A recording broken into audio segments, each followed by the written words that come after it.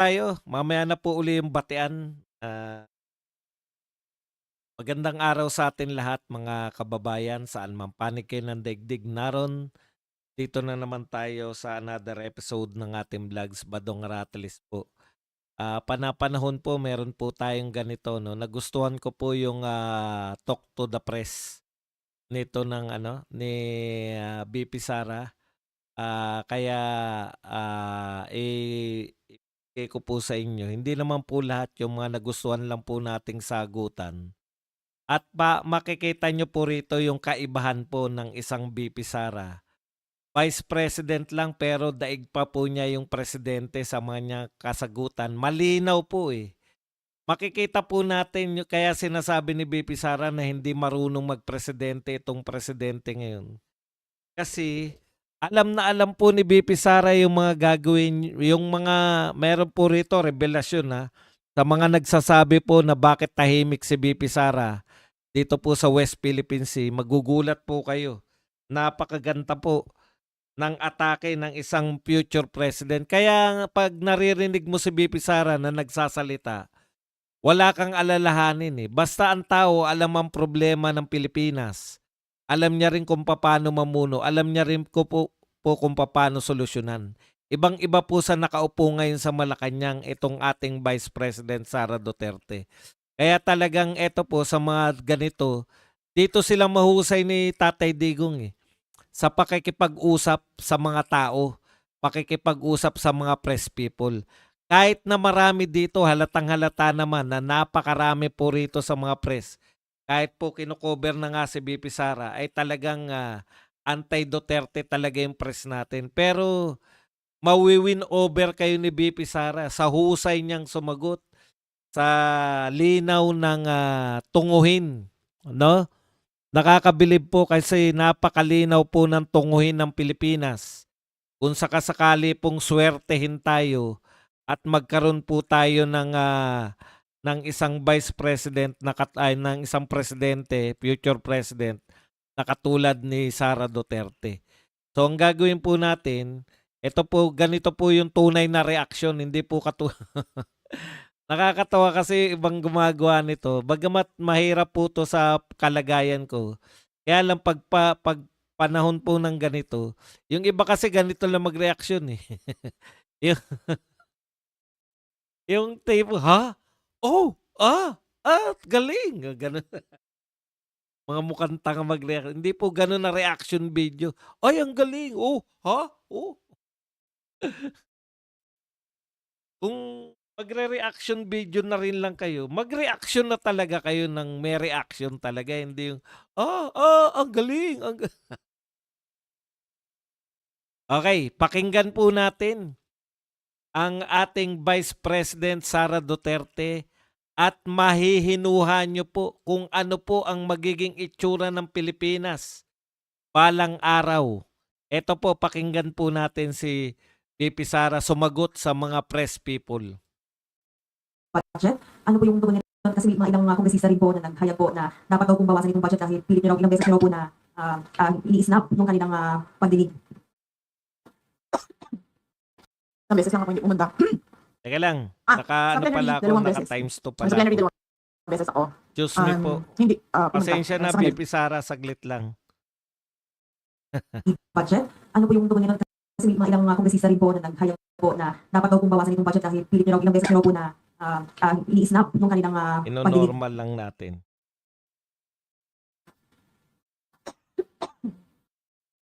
Isang beses lang ako hindi pumunta.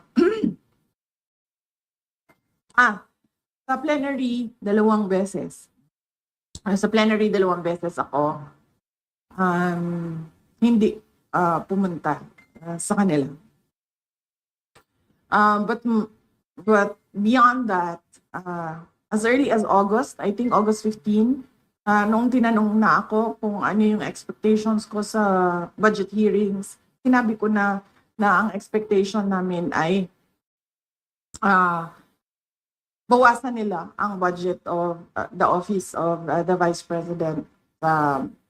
Dahil sinabi ko at that time, it's the same administration, it's the same speaker, of the House of Representatives, and it's the same set of characters.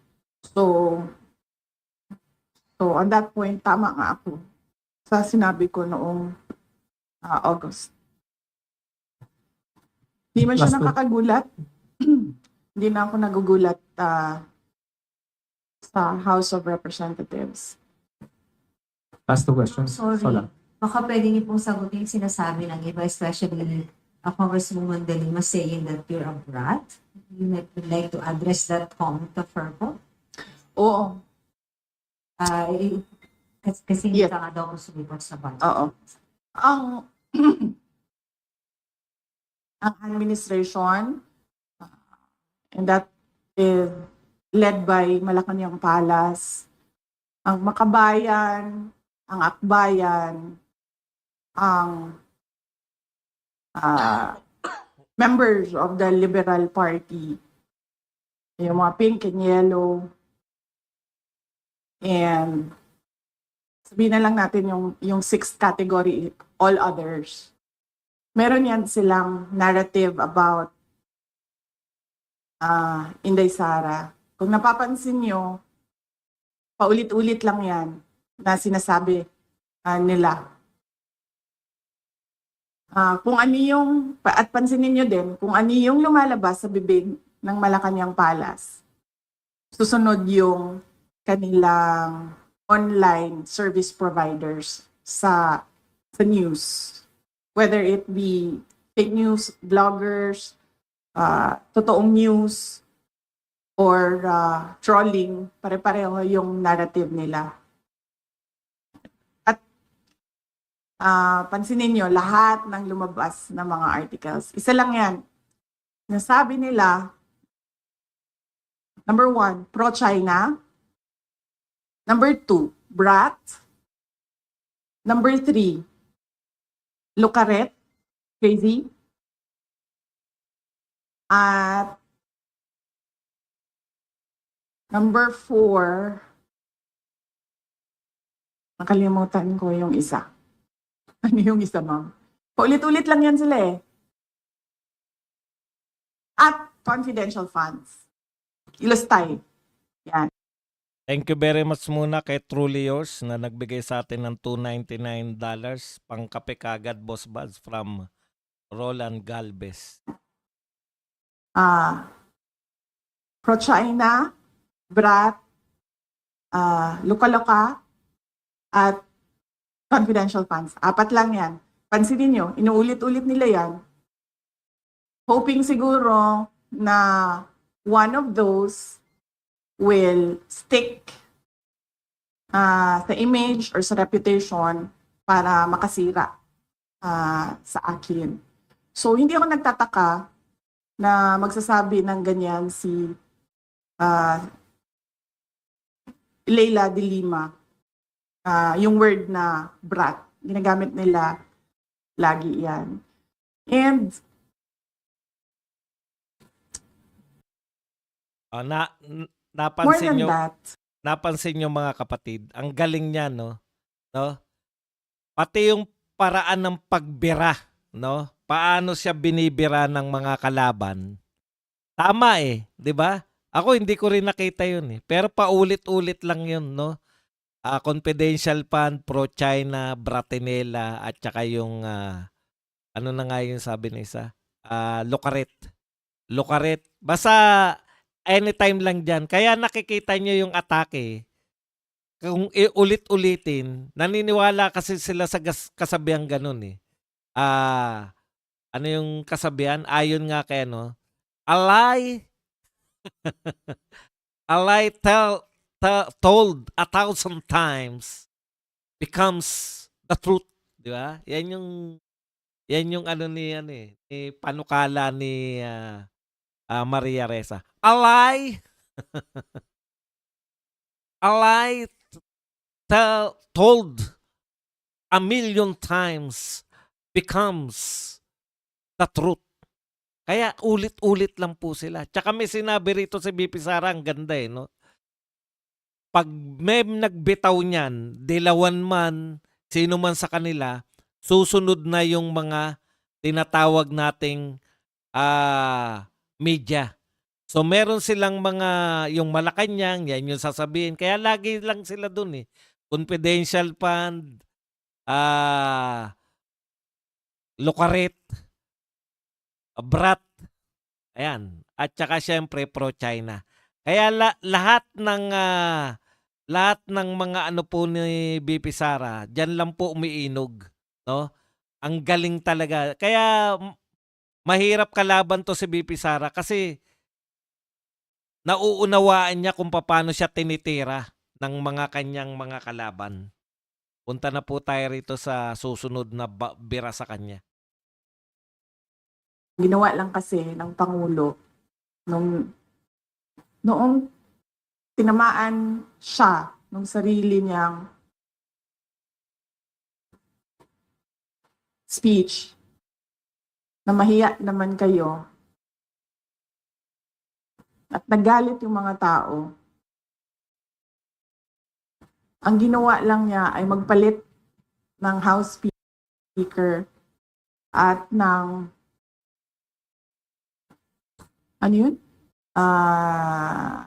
President ng Senate at gumawa ng ICI. Pero hanggang ngayon, wala pa rin nananagot. So, para bang ako dapat ang imbestigahan, ako din ang gumawa kung sino ang mag-iimbestiga sa akin. So on the question of integrity, definitely,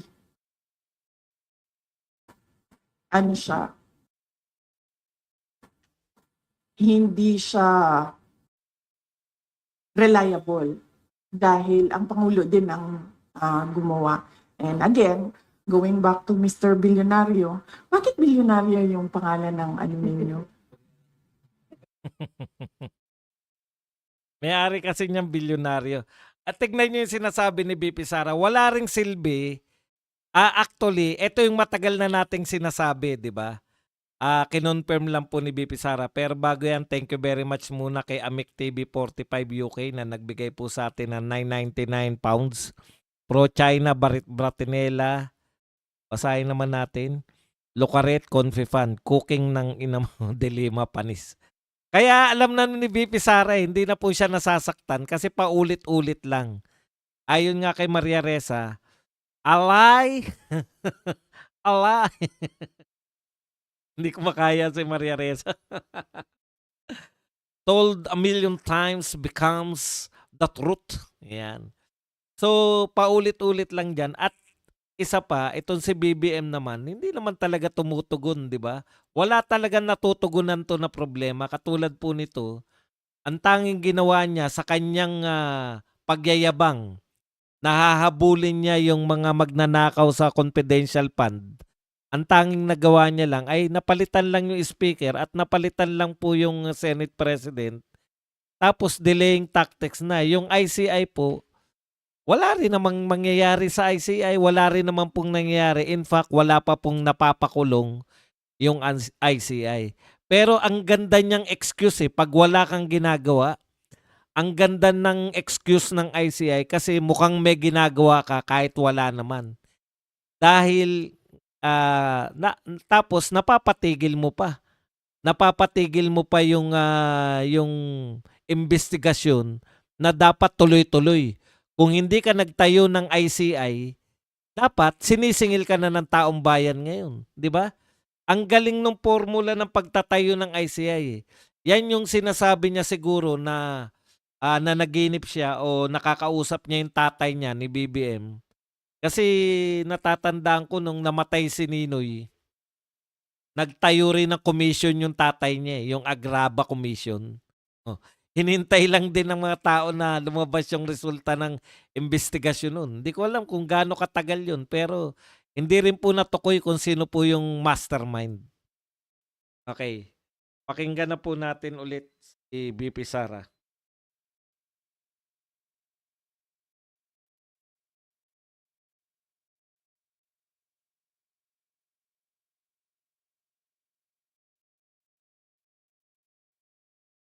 questions. In relation doon nga sa corruption issue, marami pong mga negosyante ang nag-express ng kanilang concern because maaring nakakaapekto nga raw ito sa image ng Pilipinas at yung trust confidence ng investors. Ano po yung masasabi niyo dito? Dahil eventually, of course, it will affect the economy. Yes, ma'am. Totoo yan. Even before this corruption scandal, one of the, we can say siguro, top 3 reasons why investors do not put their money in the Philippines is because of corruption. At that time, 'di ba, ang reklamo lagi ng mga investors, mahirap kumuha ng mga dokumento, permits, o kung ano man yung mga kailangan pa nila para mag-invest dito sa Pilipinas. Dahil ang dami daw humihingi. Bawat opisina, up to the barangay level, from top to bottom, merong humihingi. Yan din ang isa sa mga rason kung bakit tayo naunahan, 'di ba, nung ibang mga kapitbahay natin dito sa Southeast Asia. At yan din yung rason, isa sa mga rason ng mga investors kung bakit sila pumupunta na lang doon sa Thailand or pumupunta sa Vietnam. At meron na ngayon, marami pumupunta sa Bangladesh because nakakaapekto yung corruption sa competitiveness ng isang bansa. Yung corruption complaint ng foreign investors and even domestic investors, hindi yan ngayon lang. Malamang kung noon ang nangyari, kung noon napapaisip pa ang investors na o sige, tingnan natin ang Pilipinas. Ngayon, after the corruption scandal of the administration, hindi na sila at all naglalagay or nag-shortlist ng Pilipinas. Siguro automatic na yun na let's not think about or include the Philippines. Kung dati pinag-iisipan pa tayo ng mga investors, ngayon hindi na. Pero yung corruption na yan, nandyan na yan. Complaint na yan ng mga investors dati pa. At bakit ko alam? Dahil naging mayor din ako. Nung mayor ako ng Davao City, syempre, ang gusto namin na pumasok na pera sa Davao City ay yung galing sa labas, di ba? Whether it be from Visayas or other parts of Mindanao or from Luzon or from other parts of the globe, gusto namin pumasok siya sa Davao City. At pag napapansin namin, pag kinakausap namin yung investors, meron kami sa Davao City, yung Davao City Investments and Promotion Center, DCIPC namin. At pag napapansin namin na hindi pumupunta, tumitingin, tapos hindi na bumabalik or nag-a-attempt mag-open pero hindi natutuloy, pag tinatanong namin, yung merong researchers yung office na yon, nag-i-interview sila, isa doon sa mga sinasagot, corruption. Kasama doon ang cost ng investment. Tubig, kuryente. Sunod dyan ay connectivity. Sabi nila, masyadong mabagal ang IT infrastructure ng Pilipinas. At nandoon na, dati pa, yung corruption. Kaya sinasabi ko, noon, kinoconsider tayo, ngayon, hindi na talaga. Dahil sa ginagawa ng administrasyon. Yan, nakakalungkot, no? Pero nakakalungkot talaga na ang laki ng bagay ng korupsyon dito po sa investment, no? Kasi ang dami po nang hihingi mula nga sa barangay, local, at saka yung tagal ng alam nyo, nasubukan ko po yan kasi siyempre sinusubukan din natin na maging negosyante, na magtatayo ka pa. Magre-rehistro ka pa lang ng pangalan, sangkatutak na po. Ang dami pong kinakailangan rekititos para ikaw na yung magtatayo na negosyo. Kaya ang hirap eh, gusto mong magtayo ng negosyo, pangalan, ang dami mo pong aasikasuhin muna bago, tapos iba-iba pa. Noon, ewan ko ngayon, may mga one-stop shop na sila eh. Pero ano pa lang po yan, nasa local pa lang po na gusto mo magnegosyo, pahihirapan ka na talaga. Tapos ngayon pa, pagdating pa, lalo na yung mga foreign investors, ang problema pa ng Pilipinas, naiiwan tayo pagdating sa infrastructure. Ako nakakarating naman tayo sa ibang bansa kahit papano. Iwan na iwan po talaga tayo. Yung Vietnam, ano ba yan noong araw, di ba? Noong 1970s, 80s, hanggang 90s. Wala po yung Vietnam na yan. Talagang bigla ngayon, pag nagpunta kayo ng Vietnam, mas moderno pa sa atin. No? Yung mga bagong, ang maganda sa Vietnam, maraming sentro. Unlike dito sa Pilipinas na sa Maynila lang, tapos lumalaki lang yung Metro Manila, nadadagdag lang yung parte ng Cavite, nadadagdag lang yung parte ng Bulacan, no? Palaki lang ng palaki yung Metro Manila, pero actually hindi tayo nakakapagdagdag ng mga iba pang sentro eh, no? O ngayon, siyempre, umuunlad na rin. Ang maganda kay BP Sara, kaya alam niya kung paano mamuno, alam niya kung paano yun yung importante sa mahirap na bansa eh. Paano ka mag-a-attract ng foreign investors? Si BBM, ang tanging paraan niya ng foreign investors, magpunta sa ibang bansa. Alam nyo, siguro, dahil lumaking magandang lalaki si BBM, akala niya, yung charm niya, madadaan niya lahat, no? Pero hindi na eh. Senior citizen na tayo, BBM, hindi na tayo obra na nagpapakyut lang, di ba? Kaya gusto niya yung personal, eh, punta-punta eh. Wala na po yan, hindi na po uso yan, no? Hindi na po uso yung mga makaka-attract na yung akala mo nadadaan mo pa sa gandang lalaki at lahat at sa boka. Magaling naman bumoka talaga si BBM eh. In fairness, kita nyo ang layo. Pero etong mga Duterte pag nagsalita, parang maiintindihan kahit ng pinakabugok na Pilipino yung sinasabi nila. 'Di ba? Simple lang eh. Ganito mag-attract. 'Di ba? Walang corruption, walang krimen. Oh, at saka tignan nyo po pareho pong naging local executive 'yan. Si BBM po naging governor po 'yan ng Ilocos. Ito si BP Sara naging mayor ng Davao City. Pero tignan nyo naman po nangyari sa Davao City at saka sa Ilocos. Yung Ilocos hindi pa makukonsider kahit kailan. Hindi pa makonsider na top provinces na pinakamayaman na probinsya sa bansa, no? Unlike tong Davao City, dati wala po sila sa top 10 ng pinakamayaman na syudad. Pero ngayon po, magugulat po kayo. Pasok na po sa top 10 ng pinakamayayamang lungsod sa Metro Manila, sa buong Pilipinas, kasama yung Metro Manila. Pasok po yung Davao City na isa sa pinakamayaman lungsod sa Pilipinas. So, ang kasama niya rin, Quezon City, Makati, etc. So, may pinanggagalingan eh. Alam nila kung paano magpaunlad. Alam ni BP Sara, through sa experience niya, paano mag-attract ng foreign investors, ano yung kinakailangang ihanda. No?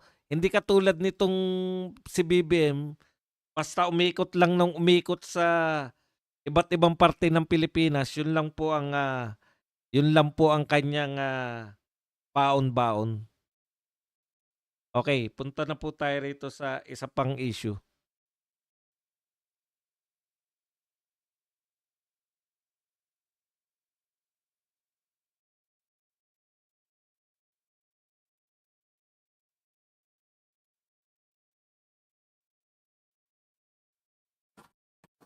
Yes, ma'am.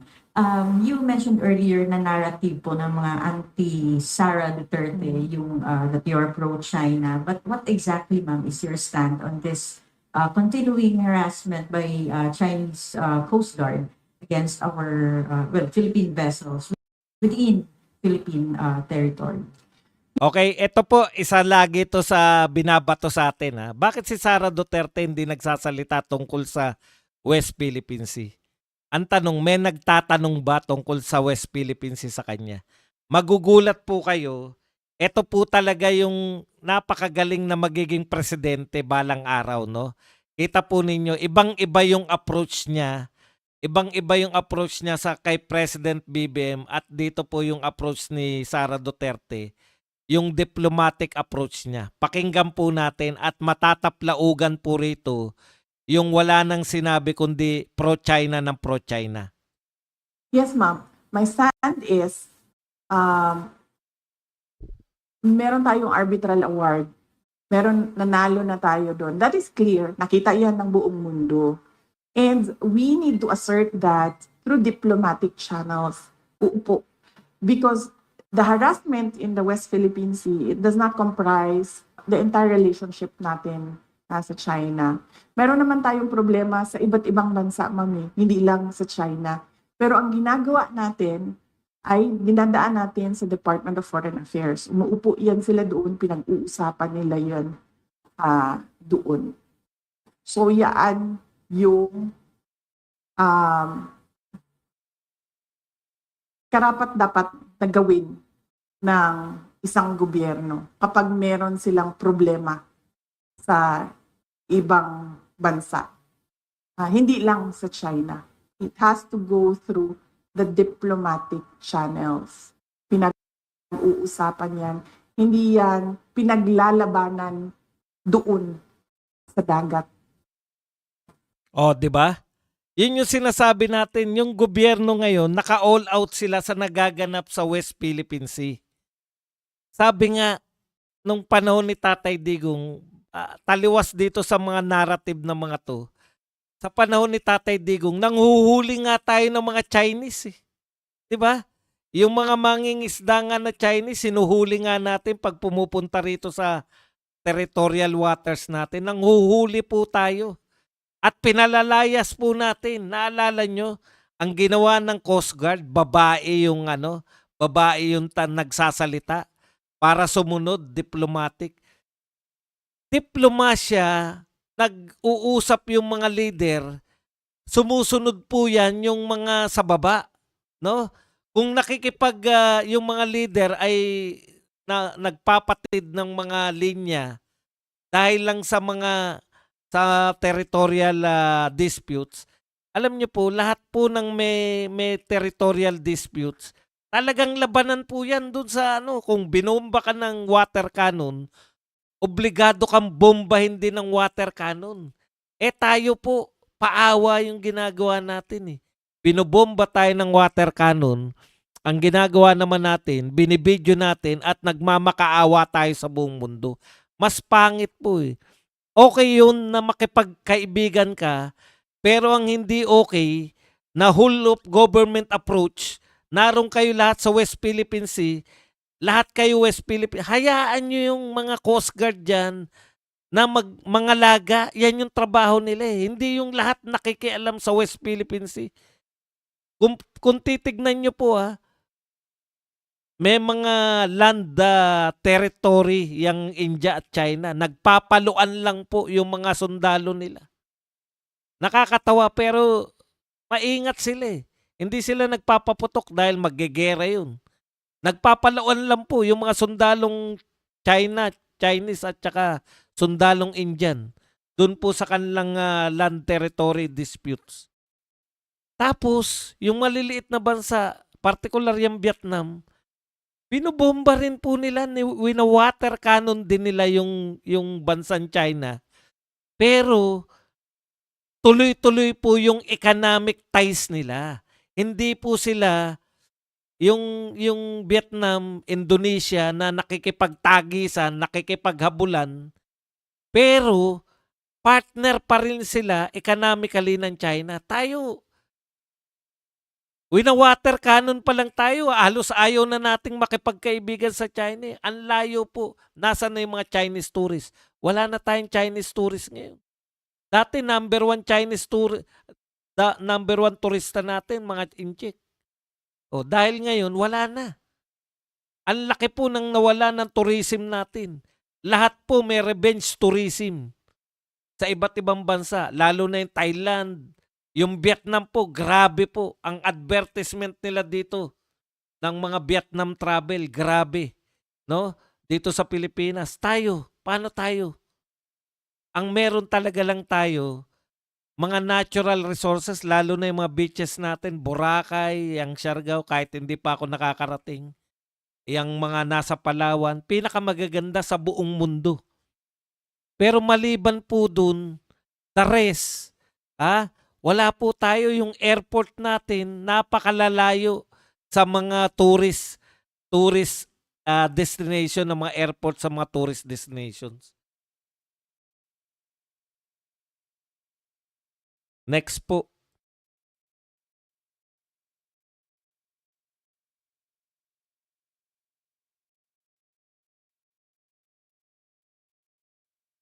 Okay, you read Mendoza ng Times.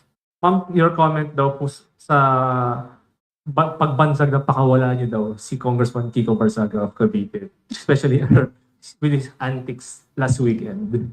Hindi ko, okay, number one, kilala ko si Congressman Kiko Barzaga because of the campaign in Cavite in 2022. Dahil unit team siya. Ang pagkakaalam ko, ang mga magulang niya, hindi sila for the unit team. Ang maalala ko, yung mga magulang niya, Sara only. Pero si Congressman Kiko Barsaga was for the unit team.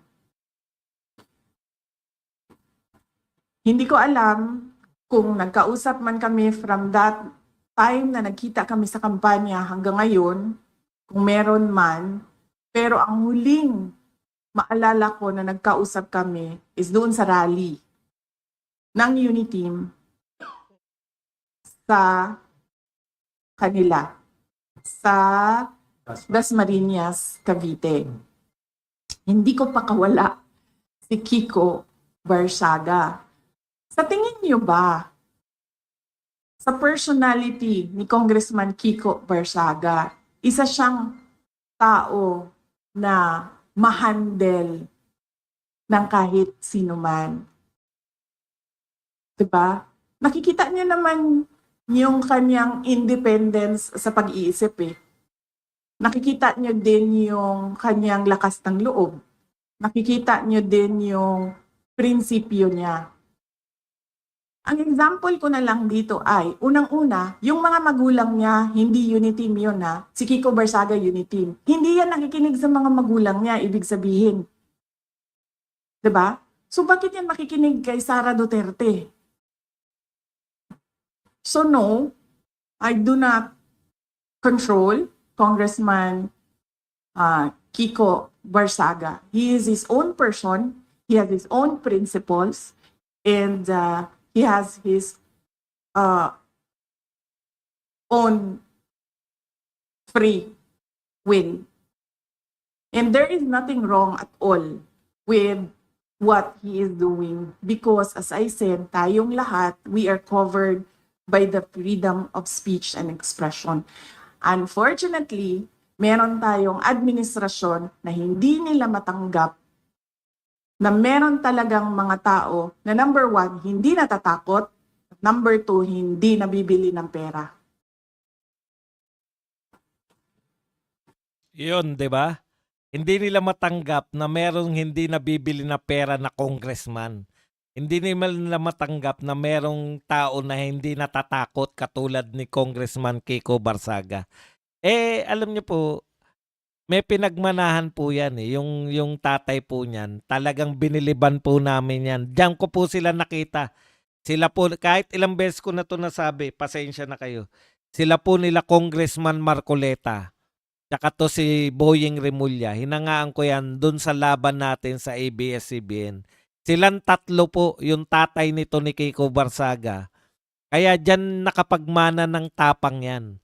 Hindi sila makapaniwala na kaya kung hindi sila makapaniwala na merong isang congressman na sasalbahe kay Martin, nasasalbahe sa bagong speaker, nasasalbahe sa kay Swansing at kay Saldico, hindi nila mapaniwalaan yun. Akala nila lahat ng congressman kaya nilang hawakan. Kasi nga, yung mga dilawan nga at mga makakaliwa na congressman, kayang-kaya nilang kontrolin. Pero syempre, nakikipagbulahan lang sa inyo yung mga yan. Ang pang mga dilawan, tandaan ninyo. Kamakailan lang yung mga congressman na yan, di ba? Yan si Laila De Lima, si Shel Jokno, yung mga senador na si Bam Aquino, Kiko Pangilinan at saka si Rizon Teberos. Kamakailan lang, nung eleksyon lang, ang tawag sa inyo niyan, magnanakaw, anak ng diktador, di ba? Tapos biglang ngayon, hindi na kayo tinatawag. Interest lang nila yung pinangungunahan na. Sanay na manlin lang yan eh. Kaya kayo kung naglilinlangan kayong mga grupo kayo na lang. Sabi ko nga kanina sa Birada Aguila, yung mga dilawan, ganyan talaga ugali na. Kaya nga dilawan yan eh. Alam niyo ibig sabihin ng dilawan? Mga baliktarin. Kung sino, di ba? Kaya sa Duterte lang hindi kumampihan kasi ayaw nga nila sa Duterte dahil Vice President si Leni Robredo, pinagtangkaan kagad nila si Tatay Digong. Simula pa lang po ni Tatay Digong, pinagtatangkaan ng palayasin. Kaya nga ang hashtag nila noon, hashtag oust Duterte, di ba? Eto nga, BBM resign lang ang panawagan ng mga Duterte. Pinagre-resign lang. Yun oust eh. Magkaiba po yung BBM resign at oust Duterte. Kasi ang oust Duterte, palalayasin namin. Ngayon ka sumigaw ng oust BBM. May kaso ka agad. Lalo na kung vlogger ka. Pero yun si Tito Soto, ang hinahanting mga vlogger, hindi yung ano. Kaya hindi sila sanay na may batang ganito na kulentong at para maipaliwanag nila si Kiko Barsaga, hindi nila maunawaan si Kiko Barsaga eh. Nakakakuha siya ng atensyon ng tao, nakakapagparami siya ng mga anti-BBM sentiment na popularize niya. Kaya para maipaliwanag nila yan, sinasabi lang nila na pakawala si Kiko Barsaga ng mga Duterte. Kasi mahilig silang i-connecta lahat sa Duterte. Ayan si Kiko Barsaga, Duterte kasi yan, pakawala yan. Yan yun. Isa lang naman po ang kinabilibang ko, isa lang po na dilawan. No? Alam nyo kung sino? Si Guanzon. Kasi si Guanzon anti-Marcos noon, siya lang po ang dilawan na anti-Marcos pa rin hanggang ngayon. 'Di ba? At least, si Guanzon meron siyang natitirang prinsipyo. Hindi katulad ng iba. At least merong may prinsipyo sa mga dilawan. Okay. Ito na po ang last topic na papadiscuss natin Yes, kay yes, BP sir. Sara. Yes, ma'am. Yes, magandang Thank you very much muna kay Eddie Morcroft na nagbigay sa atin ng 1399.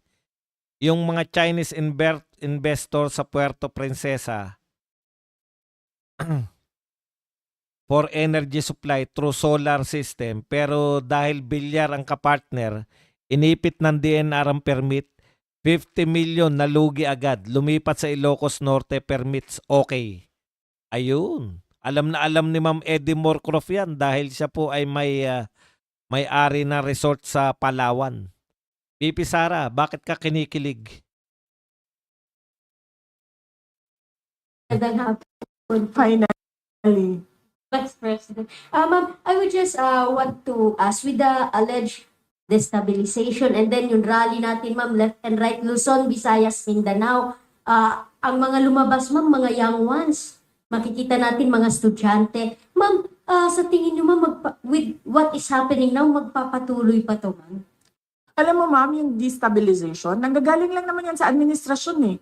Wala namang destabilization na nangyayari eh. Nagsasalita lang yung mga tao. At nai-insecure lang o natatakot lang yung administration sa lakas ng boses ng mga tao. Pero sa totoo lang, ma'am, walang nagpaplano ng destabilisasyon. Normal ang pagpapahayag ng isang tao sa kanyang nararamdaman. ang pansin ko ang pansin ko yung destabilization na word, na salita, nanggagaling siya lagi sa administrasyon. Kasi nai-insecure sila at natatakot sila. Kasi lumalakas yung boses ng mga tao. Ay, ayoko na magsalita, ma'am, kasi baka matuto na naman sila sa akin, ma'am. Tapos pag natuto sila sa akin, oh, di ba? Meron ba tayong ginagawang destabilisasyon? Tama. Meron bang mga tao na nagmi-meeting na nagsasabi na, makabayan, yes, number 1. Yan talaga ang vision ng makabayan, pabagsakin ng gobyerno kasi gusto nila mag-take over. So kung meron man grupo na nagmi-meeting para pabagsakin ang administrasyon, ang gobyerno, makabayan yon. Wala nang iba. Lahat lahat ng iba dyan, wala nang meeting yan. Nagpapahayag yan sila ng nararamdaman nila ng galit sa pangyayari. Wala yan silang sinasabing iba na oust. Oh, yan napakalinaw. Kaya po ito pagpapahayag lang po to ng mga galit kay Marcos. Pagpapayam pong mga rally na yan, napaka-normal po niyan. Kaya lang, malalaki talaga ngayon. Thank you very much muna kay Richard Gamer. Maraming salamat sa iyong 69 THB na pakape. Maraming salamat sa iyo, Richard Gamer. Iano na natin, pagpahingay na natin si BP Sara at tayo na lang po ang magkwentuhan. Yan yung sinasabi natin mga kapatid na totoo yung sinasabi ni BP Sara. Wala naman talaga Wala naman talaga na paano ko ngayon igigit na itong sarili ko?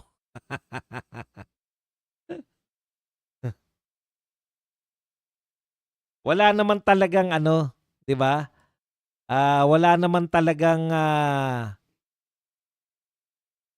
destabilization. Sa kanila kasi pag nag-rally, destabilization kagad Ang linaw naman po na ayaw na lang ng mga tao ng galit na yung mga tao sa mga korupsyon. Tapos nakikita ng mga tao, ito namang gobyerno natin, wala naman talaga silang ginagawa para lutasin yung yung lahat ng mga malawak na korupsyon na nagaganap. Kaya nagrarally sila, napipilitan sila magrally. Tandaan po ninyo ito pong pagrarally kakaiba po tong pagrarally na ginagawa ngayon ni Barsaga dahil wala pong organize talaga yan. Wala pong meeting. Alam nyo po, bago kayo makapag-organize ng rally, may mga pa-meeting pa yan, yung mga leaders, tapos yung mga stage. Dito po, nanawagan lang siya. Kaya ngayon may nagtanong kay Barsaga, paano po, saan po tayo susunod? Paano po namin malalaman yung susunod na rally, susunod na hakbang ninyo? Kasi maraming sumusuporta sa kanya. Unorganized organic po. Ano ang sabi ni Barsaga? Diyan lang sa Facebook nyo mapapakinggan. Ang ganda ng punto ni BP Sara, balik ko lang kay Barsaga. Sabi nga niya, yung magulang nga hindi makontrol. Yung magulang nga hindi mapasunod Magkaiba pala sila ng partido, no? Hindi ko alam kung sino sinuportahan. Ang NUP ba sino sumupo? Parang Lacson yata sila Lacson Sara Duterte, yung mga magulang, samantalang siya Uniteam. Hindi lang ako sigurado kasi NUP alam ko Lacson yung sinuportahan yan So yan po yung mga pahayag ni BP Sara. Ang ganda kakaiba talaga yung presidente yung dating. Ngayon naman po, punta naman tayo sa inyong mga katanungan at sa inyong mga reaksyon. Sa pulser, sa wit ni BP Sara. Galing ni BP Sara, yung wit. Ayan. Richard Gamer TY po. Oy, mag-likes po tayo mga kapatid. Likes lang po tayo. Teka lang, tignan ko lang yung ating mga kung ilan na po ang nagla-likes. Peace rally nga, paanong destabilisasyon. Correct. Ayun nga, sino ba yung nananawagan na ibagsak-ibagsak? Eh, nagtataka nga tayo, hinahanap nga natin yung panawagan na ibagsak ng mga, ano eh, di ba, ng mga koloko eh. Ito lang yata si Marcos Jr. ang hindi pinanawagan ng mga Makabayan Black ng ibagsak.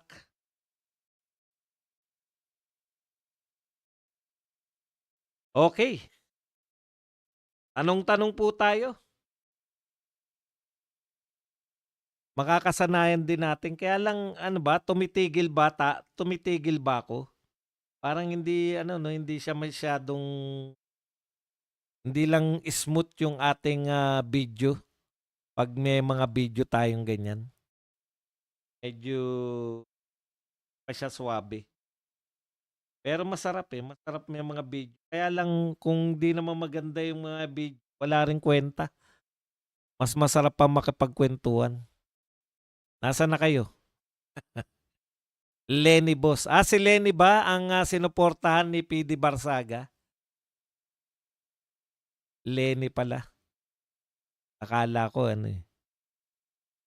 Sir, parang kakamping parehas. Hindi, sinabi ni BP Sara, siya raw sinuportahan eh. Siya raw yung vice eh. Tinablan nila si Kiko. Marami pong ganun eh. Lenny Sara.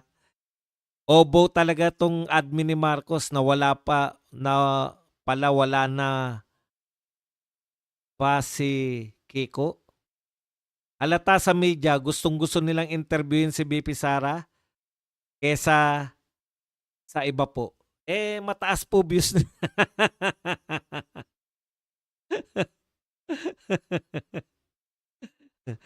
Alam nyo kung sino yung wala nanonood pag nagpapa-interview?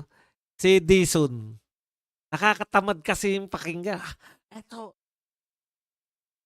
Yung mga R nila, yung mga R. Hindi po bago, nag-gel lang po ako. Kasi, kaya hindi ako nagsusomblero dito dahil pag nagsomblero, hindi na nakikita yung mukha ko eh. Pag sa ibang, doon ako sa isang kuta, yan, nakasomblero naman tayo. Si